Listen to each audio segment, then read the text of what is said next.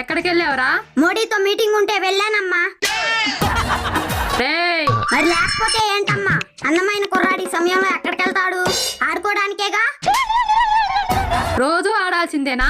చూడమ్మా, పిల్లాడన్నాక ప్రతిరోజు ఆట ఆడాలి, తల్లన్నాక ప్రతి పూట పాలు ఇవ్వాలి. ఇదేం పంచురా? ఆగమ్మా, ఎక్కడో తేడా జరిగింది. సర్లే, నీకోసం శుభమ్మ అత్త వచ్చిందిరా. ఓ మమ్మీ, వాళ్ళ అమ్మాయి జోలికి నేను ఇంకా పోలా.